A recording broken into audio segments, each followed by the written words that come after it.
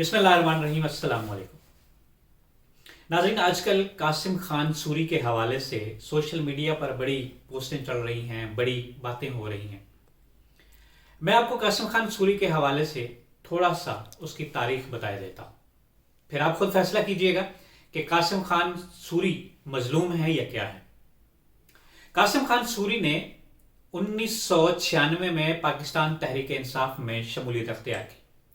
ताहम 2007 में तहरीक इंसाफ के गुब्बारे में हवा भरे जाने के अमल में तेजी के बाद ज्यादा मुतहरक हो गए। 2013 में क्वेटा NA 259 से कौमी असम्बली का इलेक्शन लड़ा। महमूद खान के 38,000 वोट के मुकाबले में सिर्फ 16,000 वोट ले सके। अपनी शिकस्त तस्लीम की और अच्छे वक्त का इंतजार करने लगे।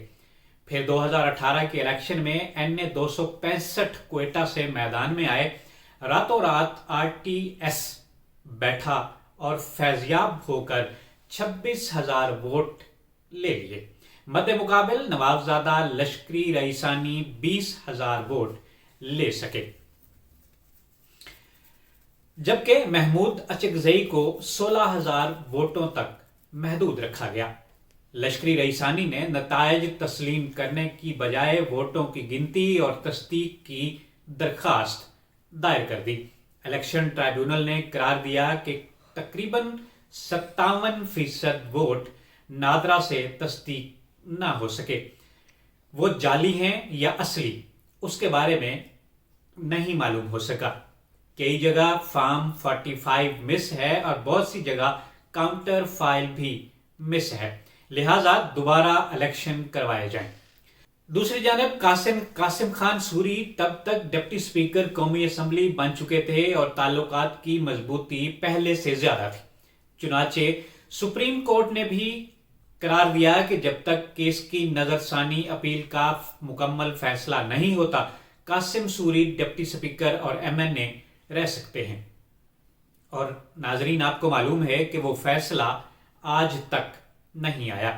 RTS की जाली मखलूत हुकूमत के गिर्द घेरा तंग होने लगा। इशारे आए कि इत्तेहादी एक हो जाने को तैयार हो गए हैं। इस बात कानूनी रास्ता यानी तहरीके अदम एतमाद का ही था। फिर भी 3 ऑप्शन दिए गए ताकि इमरान खान जो बेहतर ऑप्शन है उसका इंतखाब कर सके। पहला ऑप्शन यह था कि कबल अज वक्त इलेक्शन का ऐलान किया जाए। दूसरा यह था कि वजारत उज़्मा छोड़कर किसी दूसरे को मुंतखब किया जाए। और तीसरा था अदम एतमाद का सामना। इमरान खान ने चैलेंज करके अदम एतमाद लाने को कहा, क्योंकि उनको अपने किसी भी लाडले पर शायद एतबार नहीं था। सब कुछ तैयार था। असम्बली का इजलास आया तो अपोजिशन ने अदम एतमाद पेश करने की कोशिश की। इस पर कार्रवाई रोकी गई। असद कैसर ने वोटिंग करवाने की बजाय असम्बली से जाना बेहतर समझा। कासिम सूरी ने कायम मकाम स्पीकर की कुर्सी संभाली और अदम एतमाद पेश होने दी। अदम एतमाद पेश होते ही आईनी तौर पर स्पीकर इस पर वोटिंग करवाता है, लेकिन यहां सारी दुनिया के सामने गैर आईनी तौर पर यह शख्स गुर्राते हुए अदम एतमाद को रिजेक्ट कर देता है।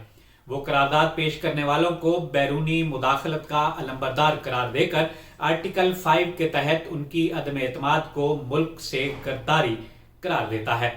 वो यही नहीं रुकता, बल्कि अपनी कार्रवाई को आर्टिकल 69 के तहत पार्लियामेंट की नाकाबिले मुआखिजा कार्रवाई करार देता है। वो इमरान खान को मौका फराहम करता है और इमरान खान सदर को खत लिखकर कौमी असम्बली तहलील करने की एडवाइस करते हैं, जबकि आईनी तौर पर यह अख्तियार वजीर आजम का है और वो भी अदम एतमाद से पहले। सदर भी उस वक्त रबर स्टंप का किरदार अदा करते हुए असम्बली तहलील कर देता है। इस दौरान supreme court of Pakistan action लेती है। कासिम सूरी, आरिफ अलवी और इमरान खान के मुंदरजा झैल इकदामात आइन के खिलाफ करार देकर रोल बैक किए जाते हैं। नंबर 1, अदम एतमाद पर वोटिंग न होने देना। नंबर 2, अदम एतमाद के बाद असम्बली तहलील करने की एडवाइस करना। और नंबर 3, कौमी असम्बली की तहलील कासिम सूरी पर इलेक्शन रिगिंग आइन शिकनी 9 मई समेत कई मुकदमात हैं। वो 2024 का इलेक्शन नहीं लड़े क्योंकि उससे पहले ही वो अमेरिका जा चुके थे। इमरान रियाज खान ने भी अपने फरार में उनकी मुआवनत का एतराफ किया था, यानी उनको भी फरार करने में कासिम सूरी का ही किरदार था, जिससे लगता है कि कासिम खान सूरी के डंकी नेटवर्क के साथ गहरे ताल्लुकात हैं।